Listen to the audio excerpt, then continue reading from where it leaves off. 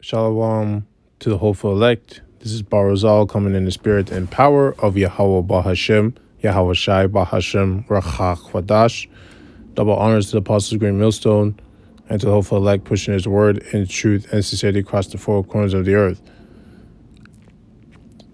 This lesson is going to be titled Simple and Sweet.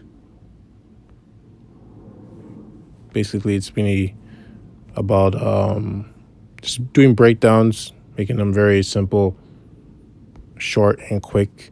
Because the apostles talk about, making quick videos, just getting straight to the point.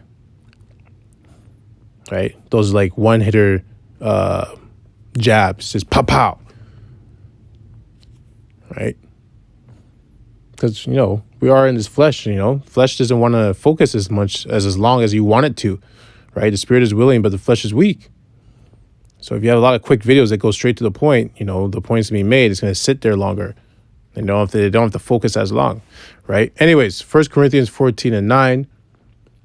So likewise, ye, except ye utter by the tongue words easy to be understood, how shall it be known what is spoken? For ye shall speak into the air, right? So basically, when you're speaking, you want to make everything simple and understandable, right? You don't want to use all these big, basically use words that are hard to understand, right? Now, at the same time, if you speak like that, that's a different story. Then someone, if they really want to understand, just look up the word, etymology, dictionary, look up the word. But basically, you want to make, your words, your breakdowns, your sentences simple and clear. So it's very clear what the point is, right? 1 Corinthians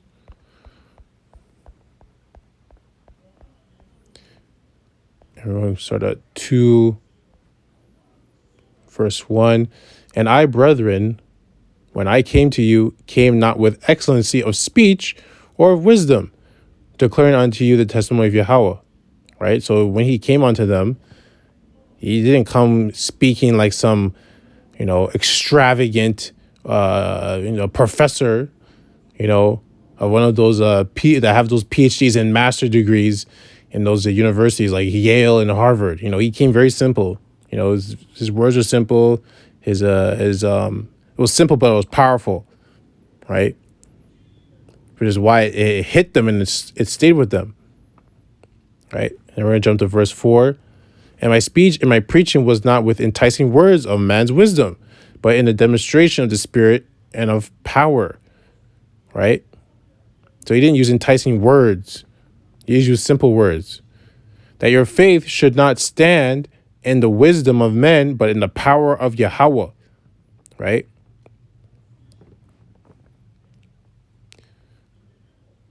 Right? So your faith shouldn't be built off of the wisdom of men, because this man speaks very enticingly. He says all these big words and nice words. The way he speaks sounds good. I believe in this man. Yeah, I believe.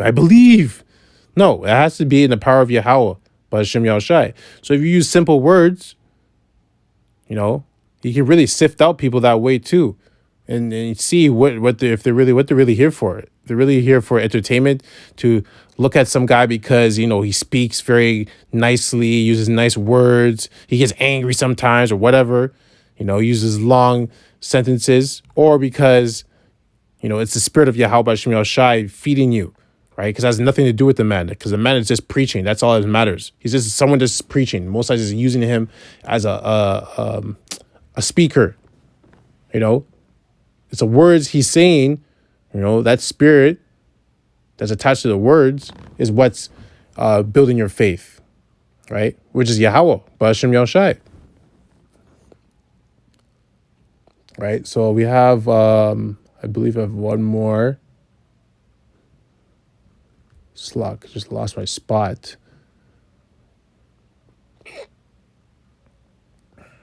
Okay, there we go. Now we're going to 1 Corinthians. We have two more. 1 Corinthians 4, verse 19. But I will come to you shortly if the Lord, Yahushai, will and will know, not the speech of them which are puffed up, but the power. For the kingdom of Yahweh is not in word, but in power. Right? So at the end of the day, the kingdom of Yahweh is in the power, right? It's not in the word. At the end of the day, like if someone's speaking, like it says right here, but I will come to you shortly if the Lord will, and will know not the speech of them which are puffed up, but the power, right? So the ones that are puffed up, these, like I said, these professors, these pastors, because they went to these schools, they know these extravagant words, you know. The kingdom of Yahweh is not in words, it's in power, right? Because at the end of the day, it's through the Spirit, right? It's in spiritual power, because that's how you're able to obtain and understand the scriptures, because the Spirit is dealing with you. So it doesn't matter who really speaks it. Someone could use enticing words and all this stuff. Someone could use simple words, right?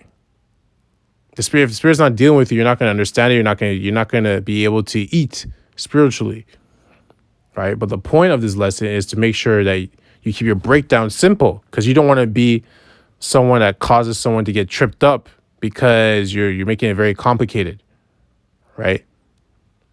And even for yourself, if you can, right? My teachers used to always tell me, like, you fully and truly understand something when you can break it down and teach it to a 6-year-old.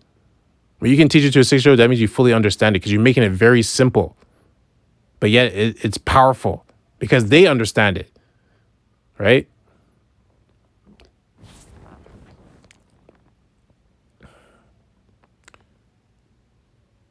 Which is why you got to study more. Including myself, got to study more, and make everything simple, because we're almost out of here, right? And because it was talking about power, right? It said, "For the kingdom of Yahweh is not in word, but in power," and the kingdom is in with you, right? Because it's a people before it's a place, right? And the kingdom's all about balance, which is why it's powerful. It's all about power, because it's balance. It's perfect balance, right? Isaiah 33:6, and wisdom and knowledge shall be the stability of thy times, and strength of salvation. The fear of the Lord is his treasure. So wisdom and knowledge should be the stability of thy times, the times that we're in right now. The people that are stable are powerful, right? Because I'm going to speak for myself. Like I work at a gym. I'm attracting a lot of people to me because they can see I'm not bugging out like everyone else at the gym, or around me, right? They want to be around me all the time because there's something different about me. It's not me. It's the Spirit of Yahweh B'Shem Shai that's dealing with me, right? Through studying and, praying, fasting, doing whatever I need to do to please Yahweh B'Shem Shai. But because I'm doing that, I'm stable, which is powerful, because this place is unstable. This world is unstable right now. It's chaos, and it's just going to get more chaotic. So if it's going to get more chaotic, you have to be more stable. Therefore, you got to study more. You got to stabilize yourself even more, right? But it says, and wisdom and knowledge should be the stability of thy times, and strength of salvation. So it's going to be your strength of your salvation is to be stable in your mind, right? Have that wisdom and knowledge and understanding. That's going to be the strength of your salvation, because if you're stable, you're not going to take the syringe. You're not going to take the digital tag. You're not going to take it because you're stable, which is going to be powerful, right? The fear of the Lord is his treasure. And because you fear Yahweh B'Shem Shai is why you're going to keep doing what you need to do to stay stable, right? Okay? So, the last one is Ecclesiasticus 3:21. Seek not out things that are too hard for thee, neither search the things that are above thy strength. Yeah. So basically even doing videos, like if you're trying to break down something you don't understand, there's no point of doing that, right? Because one, the hopeful elect are watching your video. You never know who could be watching your video, and you break down something incorrectly because you don't fully understand it. Now you just led that person astray, right? And for all you know, they can fall out, and you don't want that blood on your hands. So you want to always make sure that, like it says right here, seek not out things that are too hard for thee, neither search the things that are above thy strength. So if you don't have the strength to deal with that amount of wisdom, right, or information, don't go after it. Wait till you're ready, right? Because this is not a sprint. This is a marathon, right? Anyways, the point has been made. I hope this lesson was edifying to the hopeful elect. Sincerely, I truly do.